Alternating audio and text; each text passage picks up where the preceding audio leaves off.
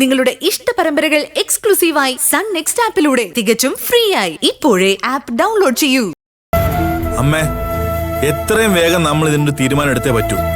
ഇല്ലേ ഭാവനയുടെ ജീവിതം നശിക്കാൻ പോകുന്നത്. നമുക്കെന്താ ചെയ്യാൻ പറ്റുക ഇതില്? അല്ലെങ്കിൽ തന്നെ ഇതെല്ലാം നമ്മൾ വിചാരിച്ചാൽ നടക്കുന്ന കാര്യമാണോ? നമുക്ക് നോക്കിക്കാൻ പറ്റത്തില്ലല്ലോ അമ്മേ. സേതുവേട്ടൻ എന്താ ഉദ്ദേശിക്കുന്നേ? നമുക്ക് ഇവിടെ ഒന്നും ചെയ്യാൻ പറ്റത്തില്ലല്ലോ. പറ്റുമായേ. എങ്ങനെയെങ്കിലും മാനസയുടെ വയറ്റിൽ വളരുന്ന കുഞ്ഞിനെ വേണ്ടാന്ന് വെക്കാൻ സൂര്യയെ കൊണ്ട് മാനസയെ കൊണ്ട് സമ്മതിപ്പിക്കണം. സേതുവേട്ടൻ എന്തൊക്കെയാ പറയുന്നേ? ഒന്നാമതേ നമ്മൾ അങ്ങനെയൊക്കെ ചിന്തിക്കുന്നതേ തെറ്റാണ്. രണ്ടാമത് മാനസിക്ക് ഇപ്പൊ ആ സ്റ്റേജ് ഒക്കെ കഴിഞ്ഞു. ഇങ്ങനെയുള്ള ക്രൂരതകളൊന്നും നമ്മൾ ചിന്തിക്കരുത് മക്കളെ. ഒരു കുഞ്ഞിനെ നശിപ്പിക്കുന്ന കാര്യങ്ങളൊന്നും നമ്മൾ ആലോചിക്കുക പോലും വേണ്ട. എല്ലാം സ്വയം വരുത്തി വെച്ചത് ജയയും മാനസയും കൂടെയാ. ഇനിയിപ്പോ അവര് തന്നെ തീരുമാനിക്കട്ടെ എന്താ വേണ്ടെന്നുള്ളത്.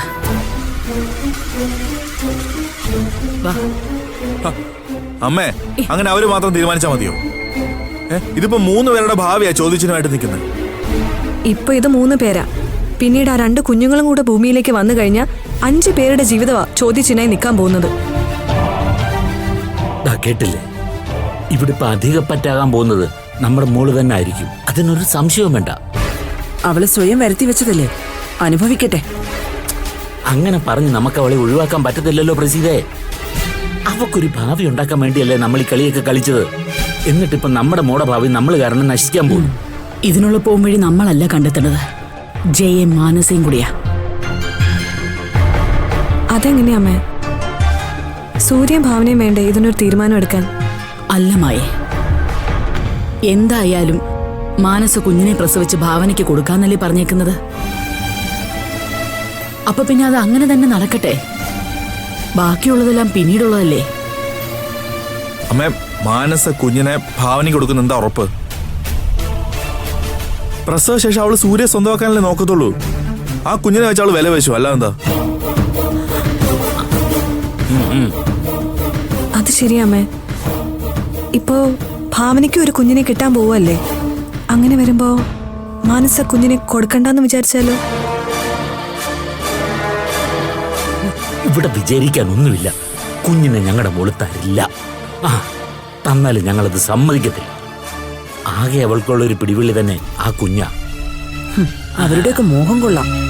അപ്പൊ നമ്മുടെ മോള് വഴിയാധാരാകട്ടെ എന്നാ? ഒരിക്കലും ഇല്ല പ്രസിദ്ധ. അങ്ങനെ ഇപ്പൊ ഇവരുടെ ഒരു ഉദ്ദേശവും നടക്കാൻ പോകുന്നില്ല.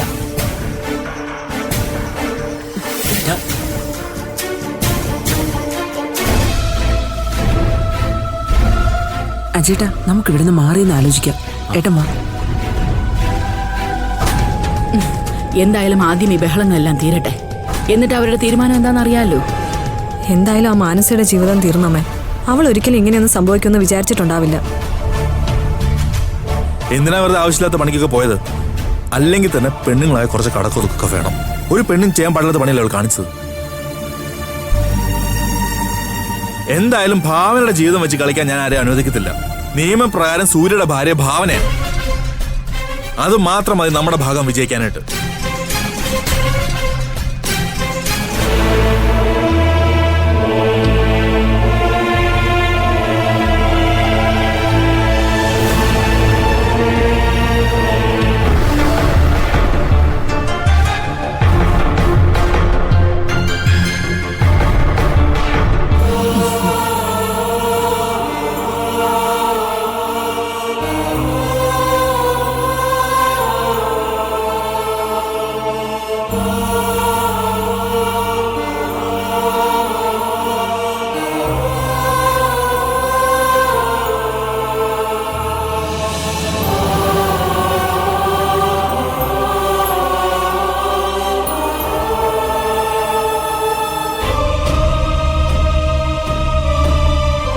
ഇപ്പൊ എങ്ങനെയുണ്ട് മനസ്സ?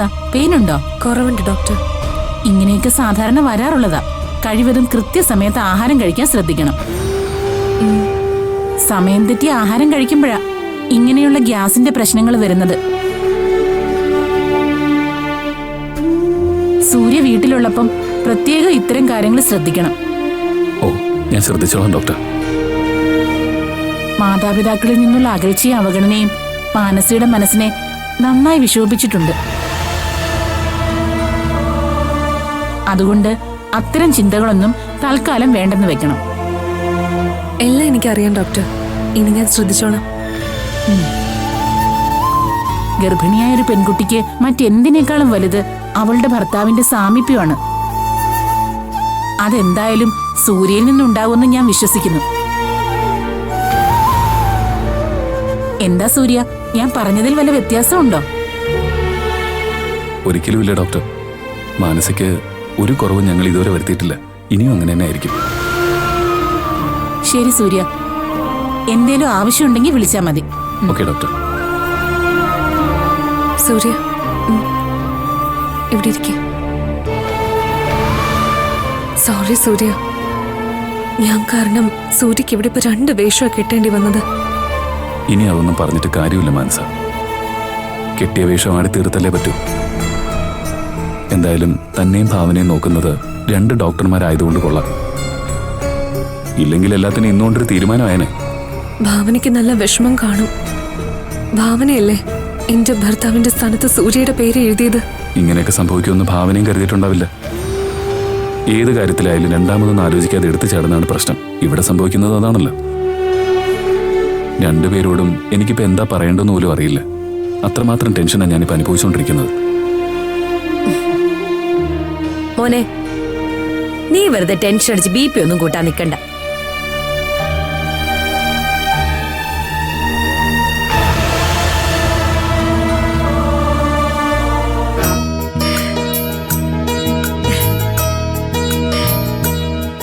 നോക്കണ്ടാടാ, ഭാവന ഗർഭിണിയായ സന്തോഷം പങ്കിടാൻ തന്നെയാ ഞാൻ ഈ ലഡു വാങ്ങിച്ചത്.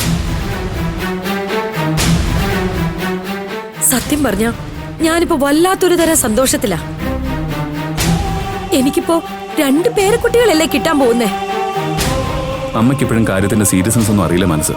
ഇവിടെ പെട്ടു നിൽക്കുന്ന ഞാനാണല്ലോ. എന്താടാ നീ എന്തിനിങ്ങനെ കാട് കയറി പോകുന്നേ? എന്തായാലും സംഭവിക്കാനുള്ളതെല്ലാം സംഭവിച്ചു. ഇനിയിപ്പോ തരണം ചെയ്തല്ലേ പറ്റൂ.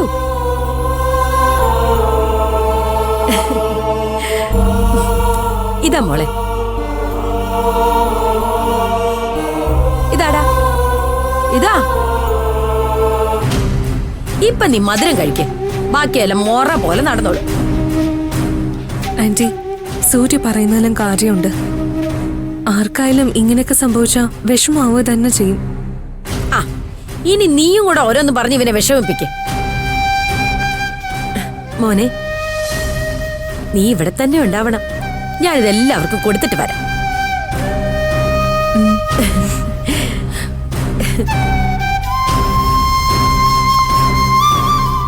കണ്ടില്ലേ മാനസ, ഞാൻ എന്ത് പറയാനാ? അമ്മയ്ക്ക് ഇതൊന്നും ഒരു വിഷയമേ അല്ല, സ്വന്തം സന്തോഷം മാത്രം. ഇനി എന്ത് പറഞ്ഞിട്ടും കാര്യമില്ല സൂര്യ. ദൈവം എന്നെയും ഭാവനയെ അനുഗ്രഹിച്ചു. അങ്ങനെ കണ്ടാ മതി.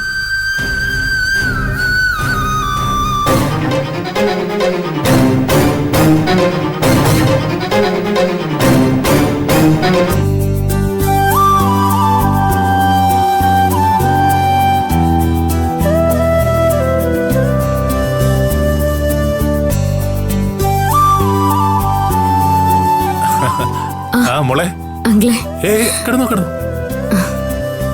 കൺഗ്രാറ്റ്സ്. ഞാനിവിടെ വന്നപ്പോഴാ വിവരങ്ങളൊക്കെ അറിഞ്ഞേ. ഒടുവില് ദൈവം മോളുടെ കണ്ണീര് കണ്ടു അല്ലേ മോളെ? അതെ അങ്കിൾ, അറിഞ്ഞുകൊണ്ട് ഞാനോ സൂര്യോ ആർക്കും ഒരു തെറ്റും ചെയ്തിട്ടില്ല. അതുകൊണ്ടാ ദൈവം എനിക്ക് വീണ്ടും ഈ ഭാഗ്യം തന്നത്. നമ്മളൊന്നും കണക്കൂട്ടുന്നല്ലോ മോളെ ജീവിതം. അതിന് തെളിവാ ഇപ്പൊ ഇവിടെ സംഭവിച്ചു. അങ്കിളെ ആന്റിയെ കണ്ടില്ലായിരുന്നോ? കണ്ടു. ജയ ഭയങ്കര സന്തോഷത്തില ലഡുവായിട്ട് പോകുന്നുണ്ടോ? സത്യം പറഞ്ഞപ്പോ അവൾ അങ്ങനെ കണ്ടപ്പോ എനിക്ക് സന്തോഷം തോന്നി. സന്തോഷം കാണാതിരിക്കും അങ്കിൾ, ആന്റി ഒരുപാട് ആഗ്രഹിച്ചതല്ലേ. അതൊക്കെ ശരി തന്നെയാ മോളെ. പക്ഷേ മാനസയെ കുറിച്ചുകൂടി ഒന്ന് ആലോചിച്ച് നോക്കി. ഇപ്പോ അവളെടുത്ത തീരുമാനം തെറ്റായില്ലേ? അങ്കിള് മാനസയെ കണ്ടായിരുന്നോ? ഇല്ല മോളെ, സത്യത്തില് മാനസയ്ക്ക് എങ്ങനെ ഉണ്ടെന്ന് അറിയാൻ വേണ്ടിയാ ഞാനിങ്ങോട്ട് വന്നേ. ഇവിടെ വന്നപ്പോഴാ ഭാവന മോള് ഇവിടെ ഉണ്ടെന്നുള്ള കാര്യം ചെയ്യാൻ പറഞ്ഞേ.